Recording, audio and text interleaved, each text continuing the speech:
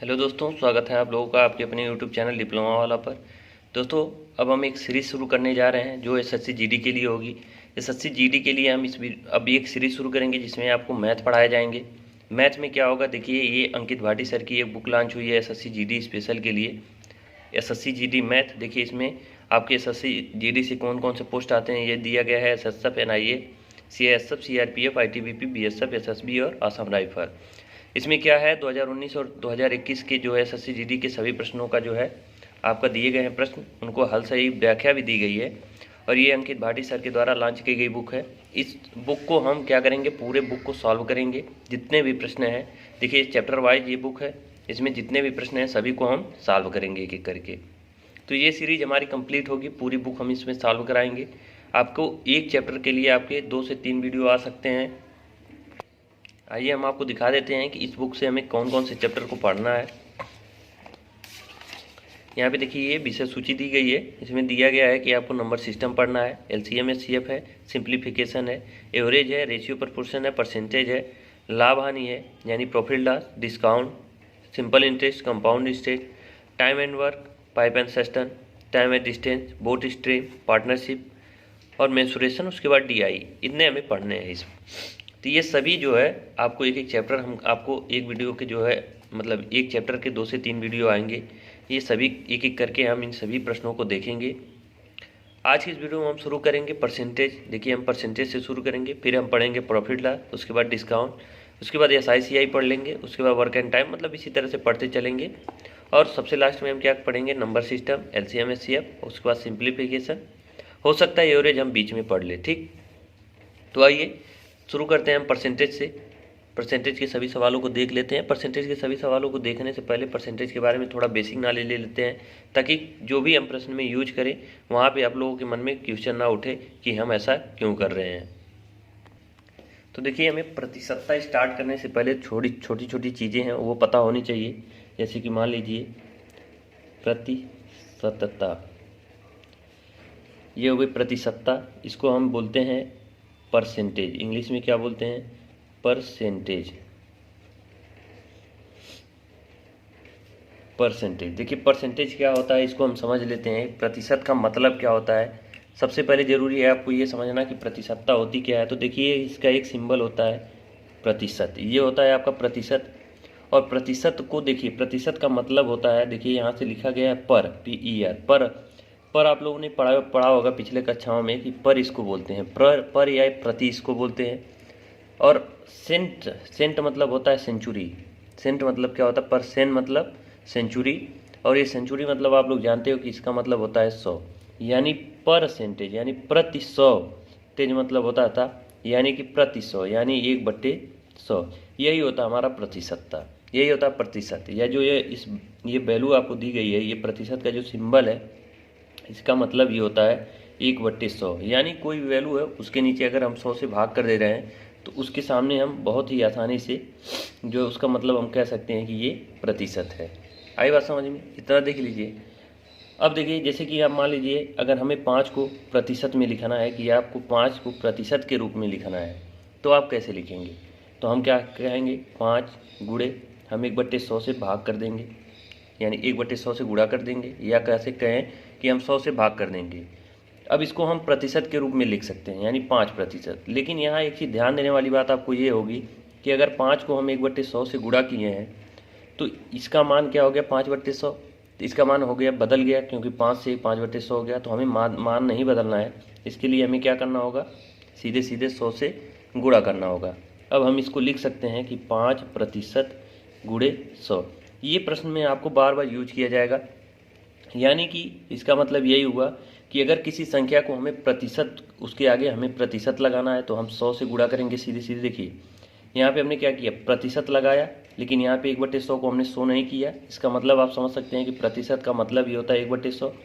फिर हम 100 से गुणा करेंगे। 100 से गुणा क्यों करेंगे, क्योंकि अगर आप प्रतिशत लगा रहे हैं तो आपको प्रतिशत का मतलब होता है 1/100, और आप प्रतिशत लगा रहे हैं तो आपको 100 से गुणा करना पड़ेगा, ताकि उस संख्या का जो है मान ना बदले। तो इस तरह से हम बार बार आपको क्वेश्चन में आपको मिलेगा कि प्रतिशत लगाएंगे तो 100 से, प्रतिशत लगाने के लिए किसी संख्या में आपको 100 से मल्टीप्लाई करना होगा। और दूसरी चीज़ आपको क्या मिलेगी कि अगर कहीं 5% दिया है तो इसको हम क्या लिख सकते हैं, 5 गुणे प्रतिशत का मतलब होता है 1/100।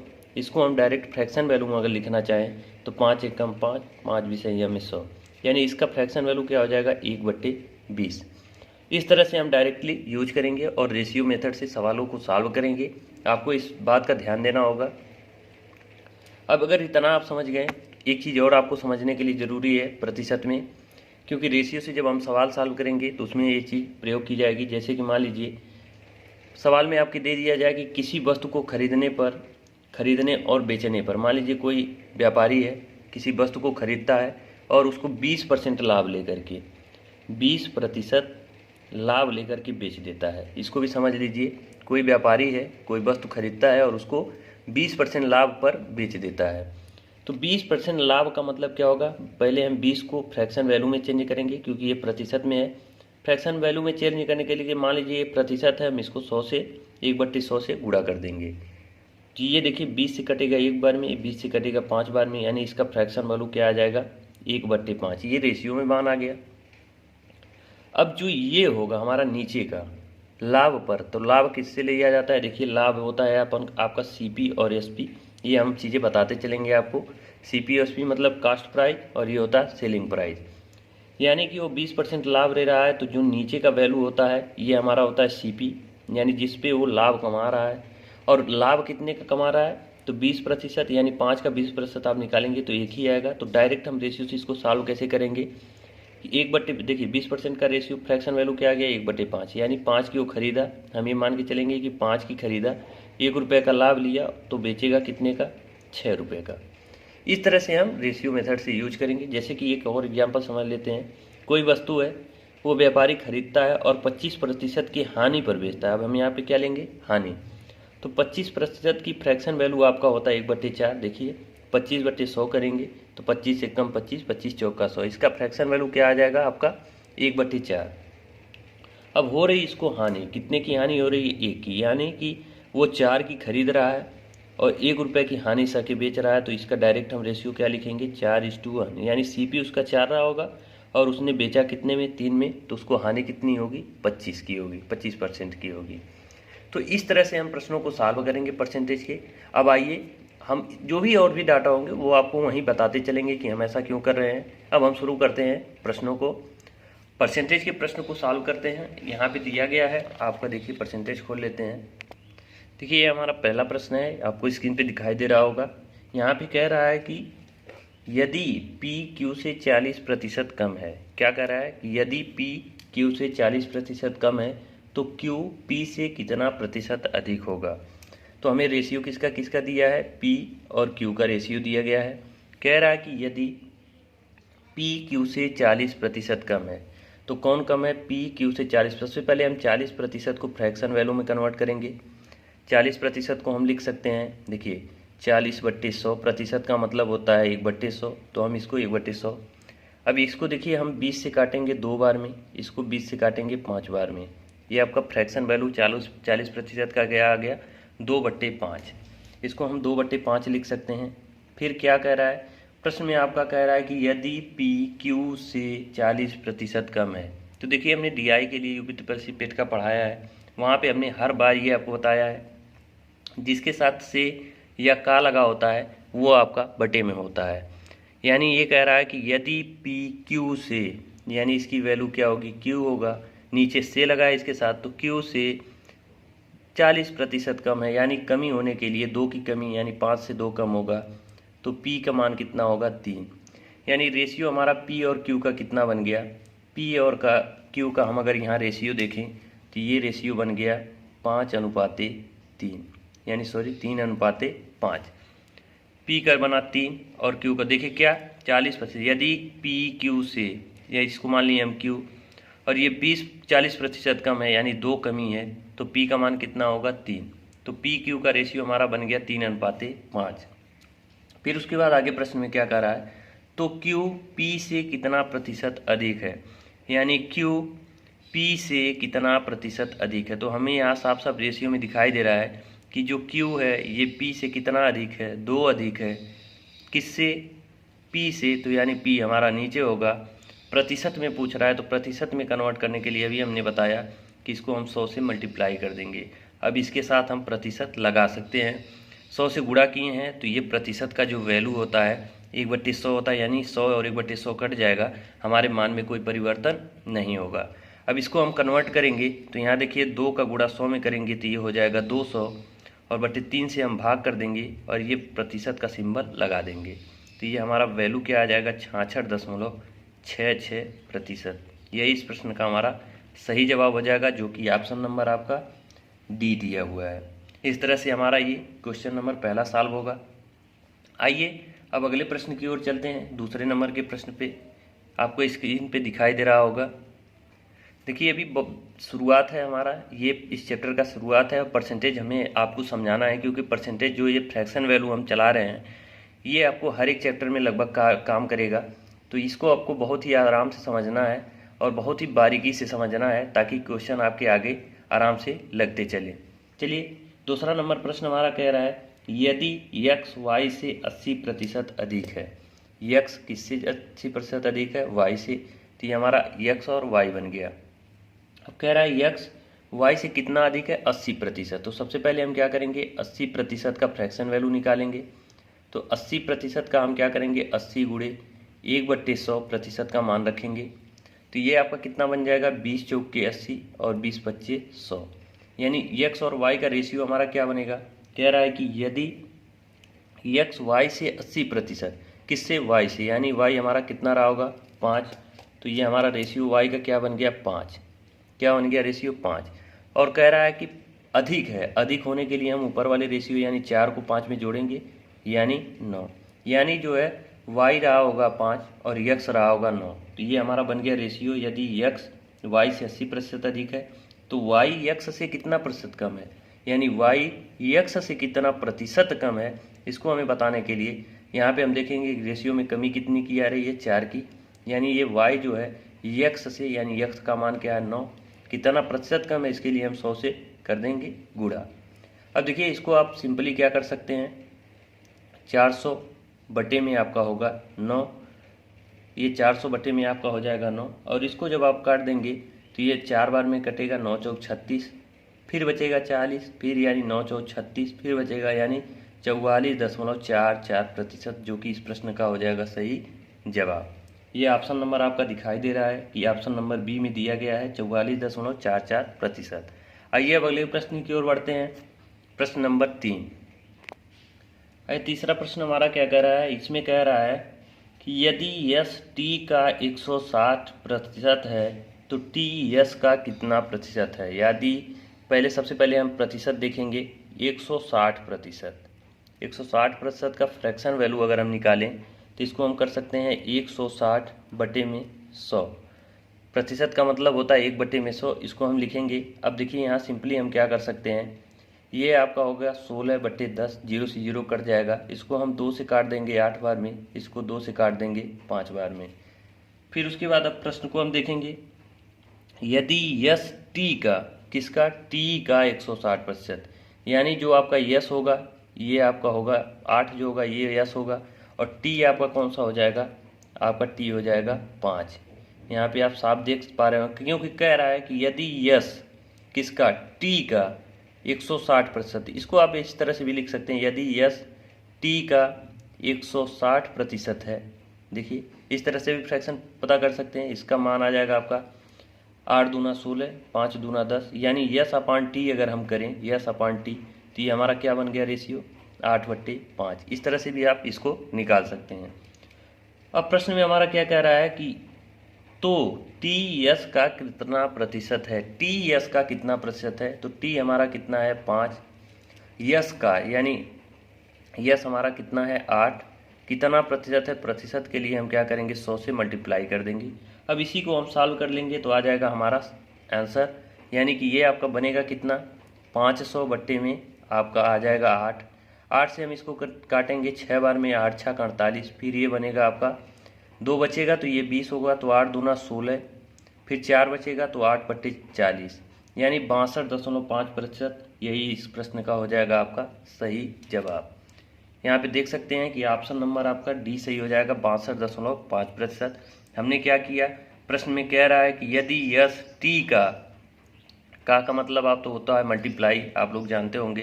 क्योंकि देखिए यहाँ पे परसेंटेज के लिए का नहीं दिया गया, यहाँ पे दिया गया है कि टी का, तो हम क्या करेंगे, यस टी का 160%, यानी 160 बटे हम 100 कर लिए, काट पीट दिए, तो ये आ गया यस और टी का रेशियो।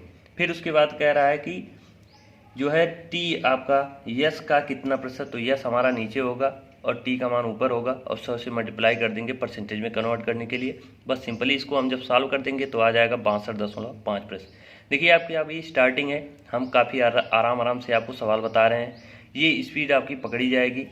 जैसे ही 2-4-10 क्वेश्चन हो जाते हैं उसके बाद हम तेज़ी से इन सभी चीज़ों को बताते चलेंगे, और काफ़ी कम समय में हम ये पूरी बुक ख़त्म करने की कोशिश करेंगे। क्योंकि इसके बाद जो भी मार्केट में बुक आएगी, प्रैक्टिस सेट वगैरह कोई भी बुक आती है, हम कोशिश करेंगे उनको सॉल्व कराने के लिए। तो आइए अगले प्रश्न की ओर बढ़ते हैं। अगला प्रश्न हमारा है प्रश्न नंबर 4 में क्या कह रहा है कि देखिए यहाँ पे प्रश्न आपको दिखाई दे रहा होगा स्क्रीन पे। यहाँ पे कह रहा है कि यदि x y से 30% कम है, यानी x क्या है, x आपका y से 30% कम है, तो सबसे पहले हम 30% की फ्रैक्शन वैल्यू निकालेंगे। फ्रैक्शन वैल्यू निकालने के लिए देखिए 30 बटे आप 100 करेंगे। अब यहाँ आपको 0 से 0 कट जाएगी, ये चीज़ें आपको याद होनी चाहिए। देखिए जितना ज़्यादा आपका फ्रैक्शन वैल्यू याद रहेगा, उतनी ही तेज़ी से आप प्रश्नों को सॉल्व कर पाएंगे। इसको हम सिंपली क्या कर सकते हैं, 3/10 कर सकते हैं। इसको हम क्या कर सकते हैं, 3/10, यानी 30% की फ्रैक्शन वैल्यू आपको याद होनी चाहिए कि ये 3/10 होता है। अब कह रहा है कि यदि x y से 30% कम है, यानी y हमारा नीचे वाला रहा होगा 10, यानी y हमारा है 10, तो x इससे 30% कम है, यानी 10 से ये 3 कम है, यानी कितना रहा होगा, ये 7। यदि x y से 30% कम है, यानी ये 7 रहा होगा, ये रहा होगा 10, ये हमारा फ्रैक्शन वैल्यू बन गया। कह रहा है कि यदि 30% कम है तथा z x से 50% कम है, तो हमें अब यहाँ पे z को भी लेना है। तो यहाँ पे हम ले लेते हैं z को। z क्या कह रहा है कि यदि z x से 50% कम है, अब यहाँ पे देखिए 7 है, ये 50% कम का, तो 50% का भी फ्रैक्शन वैल्यू हम निकाल लेते हैं। 50% का फ्रैक्शन वैल्यू आपका होता है 1/2, यानी x अगर 2 रहा होगा तो ये कितना रहा होगा, 1 रहा होगा। यहाँ पे देखिए ये z का मान हमने लिखा है कि यदि ये 2 रहा होगा x, तो ये कितना रहा होगा, 1। सॉरी। अब यहाँ पे देखिए हमें अंतर दिखाई दे रहा है, यहाँ x का मान 7 है लेकिन यहाँ x का मान 2 है। तो हम क्या करेंगे, इन दोनों को करेंगे बराबर। इन दोनों को बराबर कैसे करेंगे, यहाँ पे 2 है तो यहाँ 7 है, तो 7 से यहाँ गुणा कर देंगे। अगर यहाँ पे हम 7 से गुणा कर रहे हैं तो ये z के मान भी 7 से गुणा होगा, क्योंकि ये रेशियो में है। रेशियो बराबर करने के लिए अगर यहाँ आप किसी संख्या से गुणा कर रहे हैं, यहाँ भी आपको करना पड़ेगा। और देखिए यहाँ पे अगर हम 7, यहाँ पे अब देखिए 7 × 2 हो गया x का मान, तो यहाँ हम 2 से मल्टीप्लाई करेंगे, और 2 का संबंध आपका 10 से है, सॉरी ये x का संबंध आपका किससे, y से, तो यानी यहाँ पे आप 2 से गुणा करेंगे। अब हमारा नया रेशियो क्या बनेगा, x हो जाएगा आपका 7 दूना 14, y आपका हो गया 20, और z आपका कितना हो गया 7। ये बन गया हमारा नया रेशियो x y और z का, x y और z का, ये बन गया हमारा नया रेशियो। अब x y z का हमें रेशियो मिल गया। रेशियो निकालने के लिए हमने आपको दिखाया कि कैसे हमने इसको किया है। अब देखिए रेशियो मिलने के बाद हमें आगे प्रश्न में क्या कह रहा है, कम है तो z y से कितना प्रतिशत कम है, यानी ये जो z है ये y से कितना प्रतिशत कम है, ये हमें बताना है। तो हमको यहाँ पे दिखाई दे रहा है कि जो z है ये y से कितना कम है, 13 की कमी है। देखिए इन दोनों के बीच अंतर क्या आ रहा है, 13 का। किससे कम है, y से, तो y हमारा नीचे होगा, यानी 20 जो है ये y का वैल्यू हमारा नीचे होगा। अब प्रतिशत कह रहा है, तो प्रतिशत के लिए हम क्या करेंगे, 100 से करेंगे गुणा।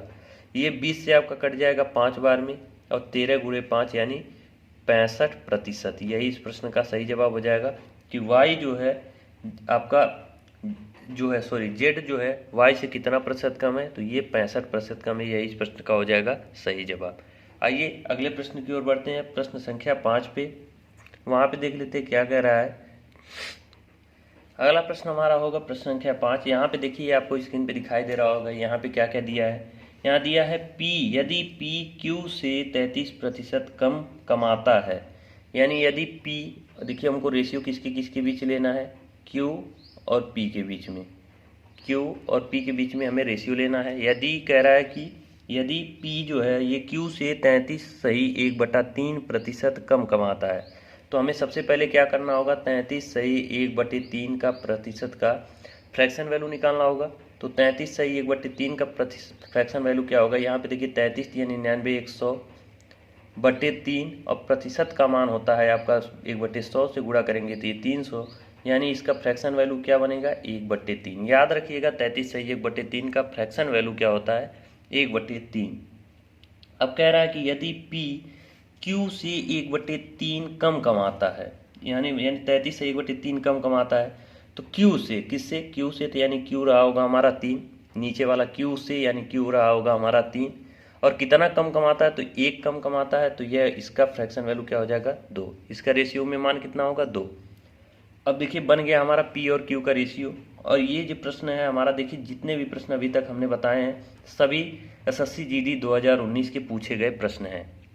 अब ये बन गया रेशियो। उसके बाद कह रहा है तो Q P से कितने प्रतिशत अधिक है, यानी ये जो Q है ये P से कितने प्रतिशत अधिक है।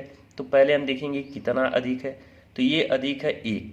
कितना अधिक है 1 P से, तो P हमारा रहेगा नीचे, और प्रतिशत में कन्वर्ट करने के लिए कह रहा है तो हम इसको करेंगे 100 से गुणा, और इसको हम काट देंगे 2 से 50 बार में, यानी जो हमारा मान आ जाएगा ये क्या आ जाएगा 50%। यही इस प्रश्न का सही जवाब हो जाएगा कि 50%, Q P से 50% अधिक है। ऑप्शन नंबर आपका दिखाई दे रहा है कि D, यही हो जाएगा इस प्रश्न का सही जवाब। आइए अगले प्रश्न की ओर बढ़ते हैं, प्रश्न संख्या 6 पे। अगला प्रश्न 6 नंबर क्या कह रहा है इसको भी देख लेते हैं।